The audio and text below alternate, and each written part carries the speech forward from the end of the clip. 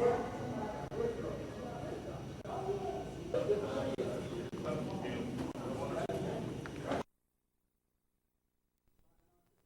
of her 4 books she's already written.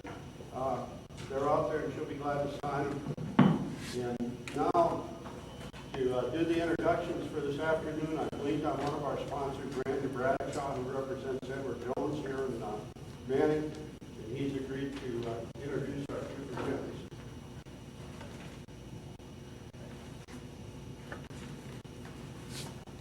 Good afternoon. Since he said I was with Edward Jones, I had the opportunity to come here and present or sit in my office and watch the stock market continue to decline. And I thought this was a great opportunity. I'm going off on a split, going kind of off course here, but I do want to take the opportunity to thank Carol and George Summers for all they do for our community. They spend an awful lot of time, and it's a low-paying job. So if you don't mind, let's give them a hand.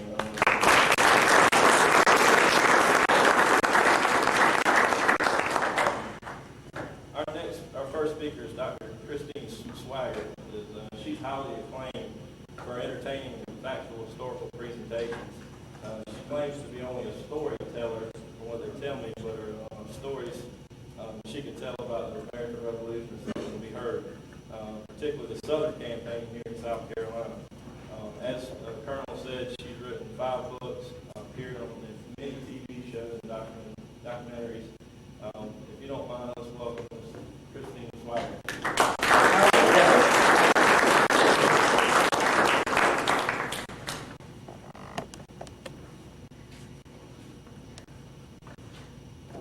I've been here every year.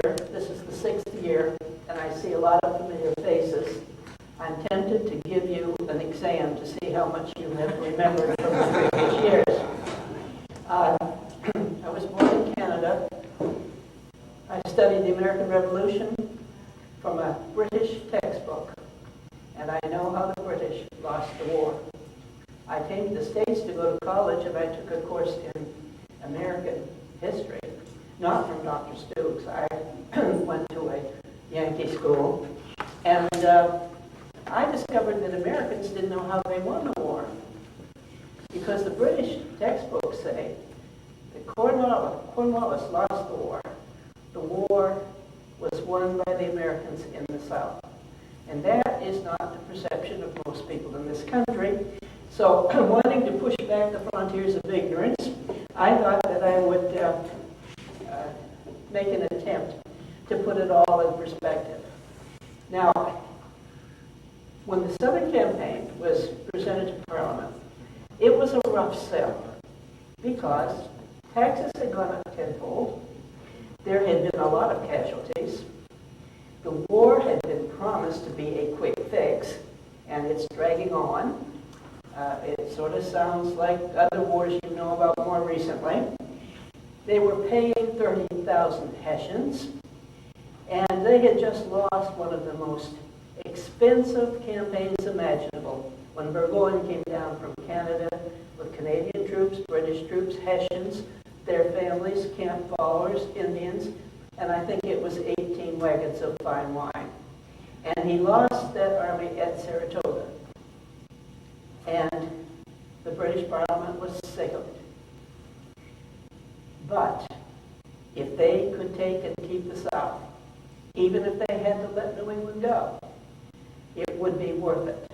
And so they agreed to fund the Southern campaign. And the idea was, all of these people in the South are true loyalists. And if the British Army shows up, they will all rise up and chase out these rebels and hold the territory. And they can march up through the South and hopefully, eventually, defeat George Washington. But even if they can't, they could let New England go. Now, I'm not sure the king would buy that, but Parliament did at the time. And it would have been a fairly extensive amount of property still, because they would have had Newfoundland, Nova Scotia, all of Canada, and Canada at that time came clear down the Mississippi River. They would forfeit New England, this area here, into the islands. They could keep it. And why did they want the South? England had the largest navy in the world, the largest merchant fleet in the world.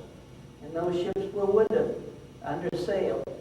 They needed lumber, turpentine, tar, and hemp. And they had it in abundance in the South. Indigo, which was a great crop that widely used in Europe, would then be shipped by British shippers, not New England shippers. And rice, grown in this part of the country, with slave labor, could be taken to the islands and support the slaves growing sugar. And sugar was the most valuable commodity in this part of the world. And it wasn't just the sugar, although if you have any British relatives, you know they like their sweets. But molasses and rum. And every British soldier and sailor expected a ration of rum every day.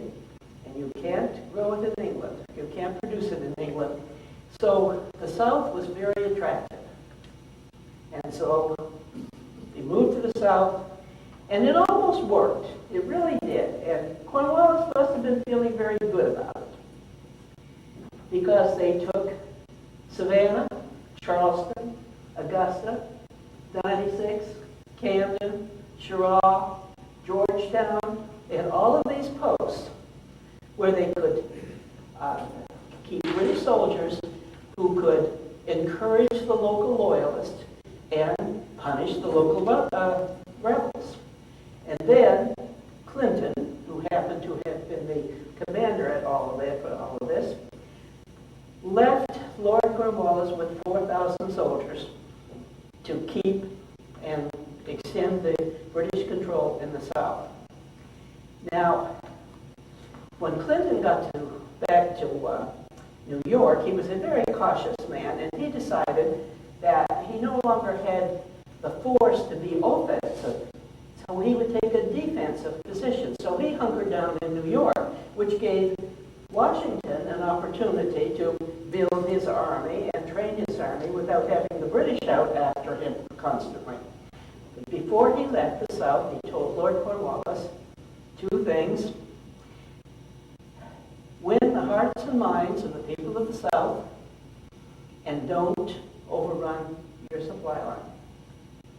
Now, if we jump ahead to August of 1780, Cornwallis is approaching Camden, and Tarleton has gone to the Waxhaws, and depending on who you read, but he slaughtered prisoners at the Waxhaws and got the name of Bloody Tarleton. But he had also killed prisoners of Hughes's men at Monk's Corner earlier. Now that was not the way to win the hearts and minds of the South Carolinians. But Cornwallis seemed to be oblivious to all of that. And the middle of August, he won a huge battle at Camden, and must have thought that everything was going his way. And then he decided to send prisoners down to Charleston.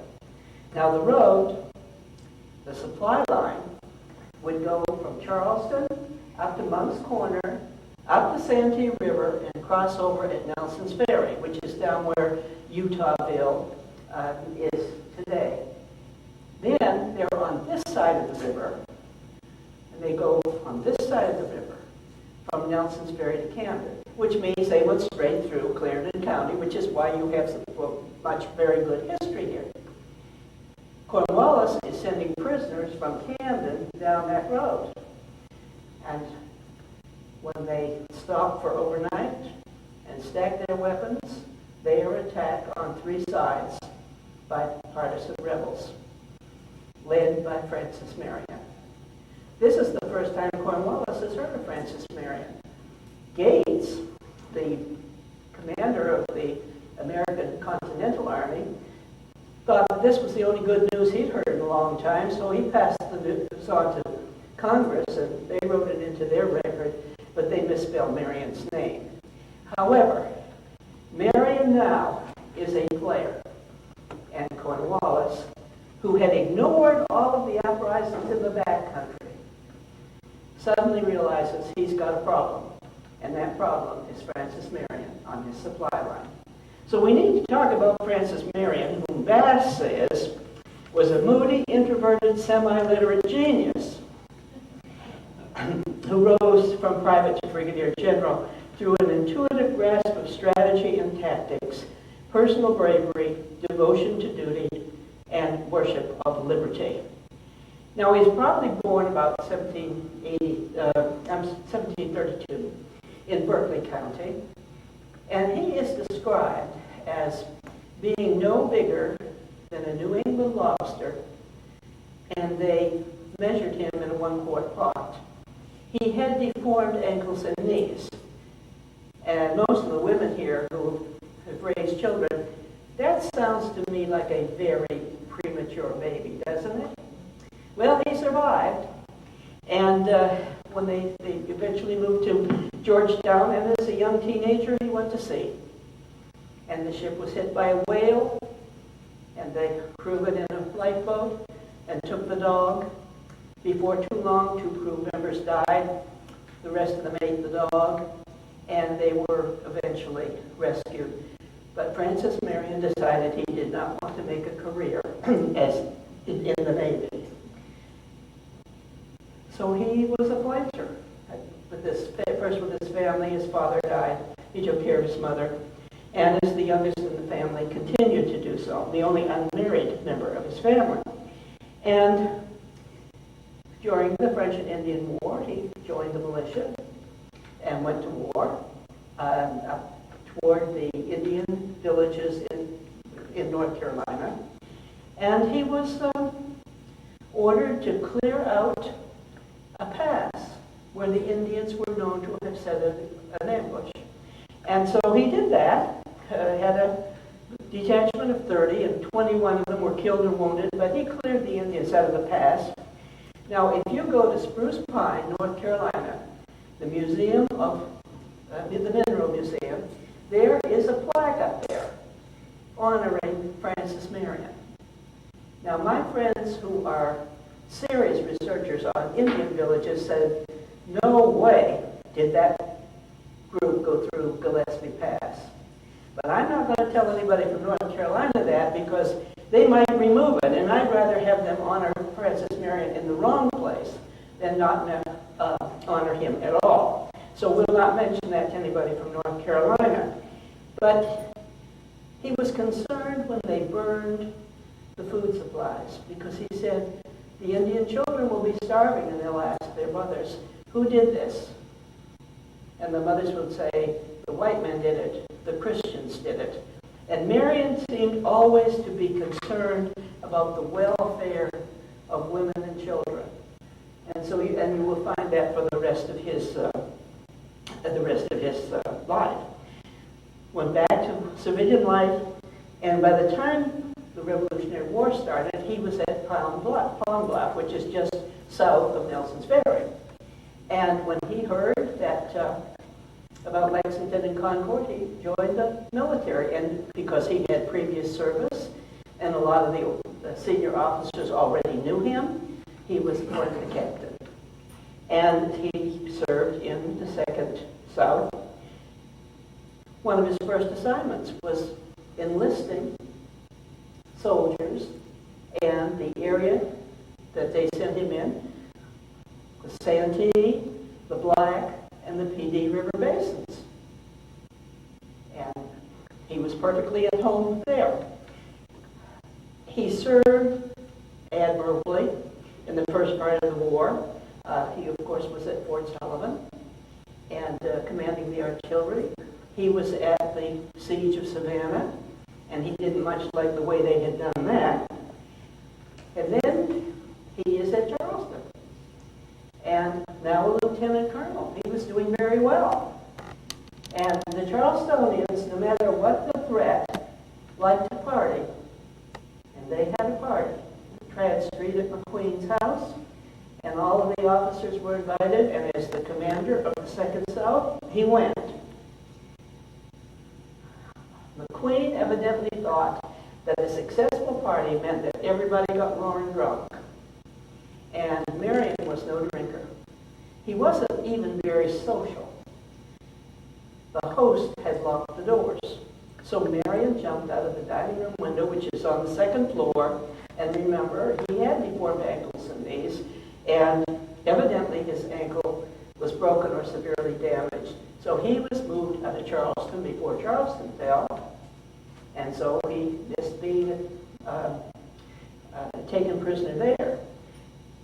He then, when he was able to ride, went north and reported to Gates and his Continental Army that was moving toward Camden.